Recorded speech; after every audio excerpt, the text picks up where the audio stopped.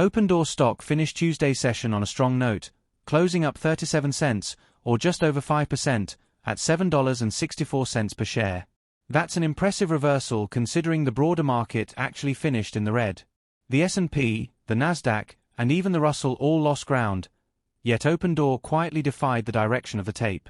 This is the second day in a row that the stock has moved opposite to the market.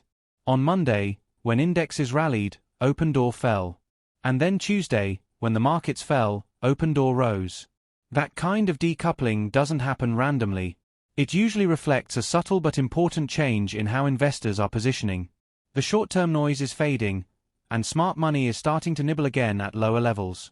There wasn't any big news headline driving the move, which makes it even more interesting. When a stock rallies without a clear catalyst, it means buyers are stepping in quietly, taking advantage of what they see as an overdone sell-off. And that makes sense here. Over the past few weeks, Opendoor has absorbed a wave of external negativity, from bearish press coverage to sector-wide weakness, without breaking its broader structure. Even with the heavy selling late last week, the stock held its $7 support zone and never showed true panic selling.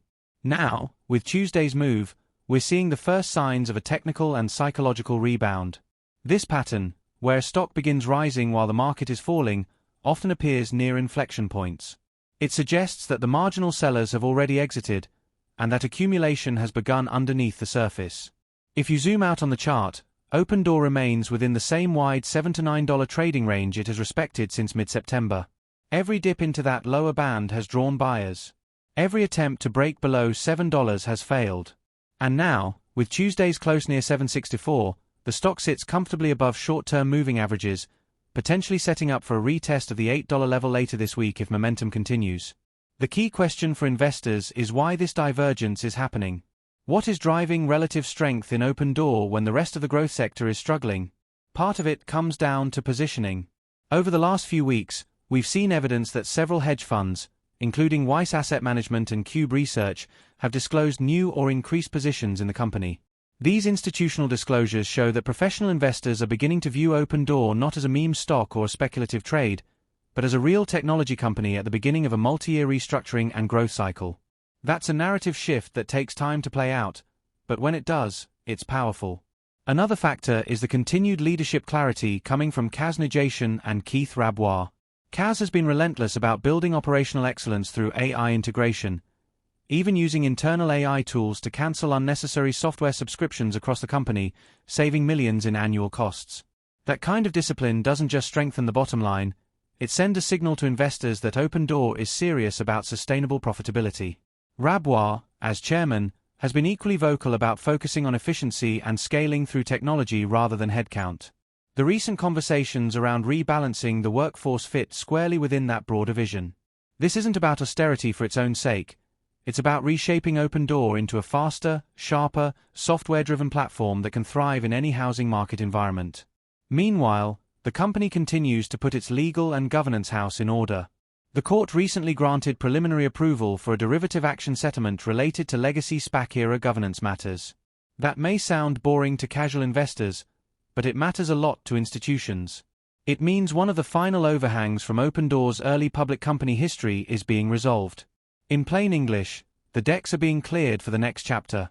And when you combine that internal progress with the external macro setup, you start to see why some investors are getting quietly optimistic again.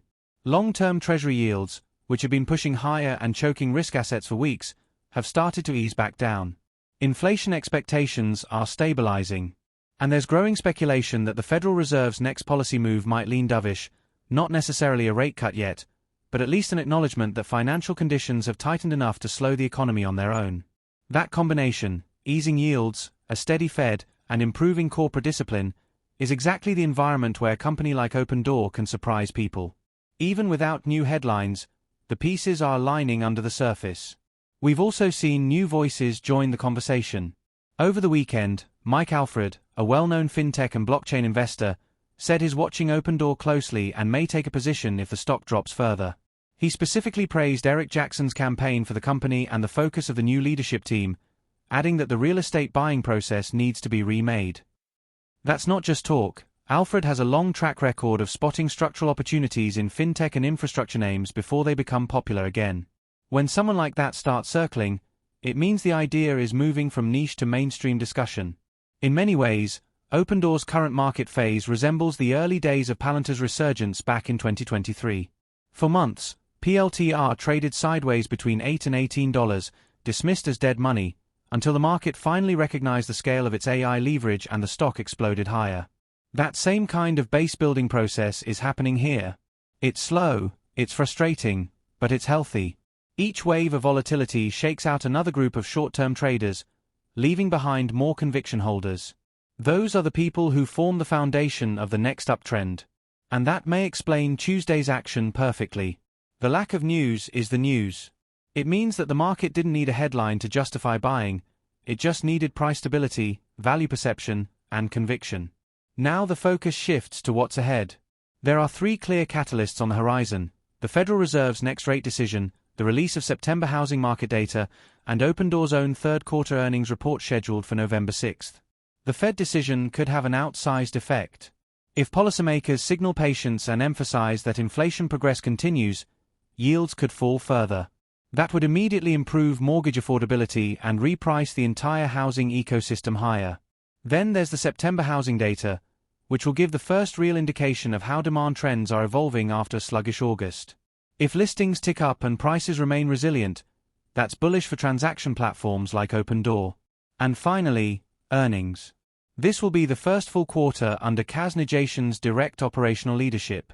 Investors will be watching for any evidence of margin improvement, expense discipline, and progress toward adjusted EBITDA break-even.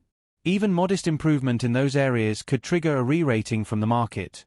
From a technical standpoint, the next level to watch is $8. That's where previous rallies have stalled, and breaking above it could signal the beginning of a new leg higher. If the stock can hold above $7.50 in the meantime, that support zone becomes a launch pad rather than a floor. In other words, the setup looks constructive.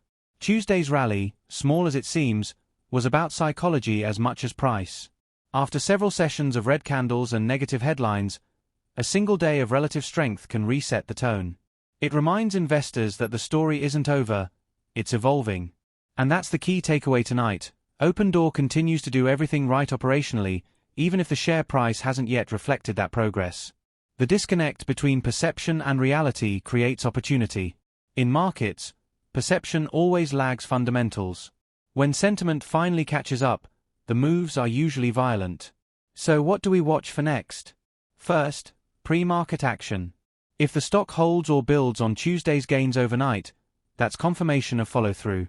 If it opens strong and sustains volume through the morning, the probability of a continuation move increases. Second, we watch the market context, especially the 10-year yield. If yields stay under control or continue drifting lower, housing names in general should see support. And third, we watch social and institutional signals, not for hype, but for sentiment. If you start seeing fewer negative headlines and more neutral or constructive discussion, it means the narrative is quietly turning. Opendoor doesn't need to be loved by everyone to go higher. It just needs to stop being misunderstood. That's where conviction investors have the edge. They're able to see the story developing before the crowd recognizes it. Every great recovery cycle starts in silence. Tesla traded sideways for a year before breaking out. Palantir sat ignored before its AI moment. And Carvana, after trading in the single digits, exploded once sentiment shifted and investors realized its liquidity risk was overstated. Opendoor fits the same psychological pattern. It's easy to forget that the company has already weathered its existential storm. It has cut costs, stabilized its balance sheet, cleared legal issues, and installed a leadership team with experience scaling digital marketplaces. Now it's about time. Time for AI initiatives to compound. Time for housing trends to normalize. Time for the market to reward patience. Tuesday's 5% gain doesn't change everything, but it might mark the beginning of the next accumulation phase. The fact that it came against a weak tape adds weight to the signal. For long-term holders, this is where conviction pays off. It's easy to chase a stock once it's already doubled. It's harder to believe in one that's quietly rebuilding its foundation. But the truth is, that's where wealth is created. In the quiet periods, before the headlines, before the next breakout. Opendoor is showing resilience, discipline, and leadership focus, all the things that tend to matter most once sentiment turns. And if the pattern continues, If the stock keeps defying market gravity while the rest of the sector wobbles, it could be telling us something, that the bottom is already in, and that the next chapter is about to begin. Because in the end, builders keep building, and markets eventually notice.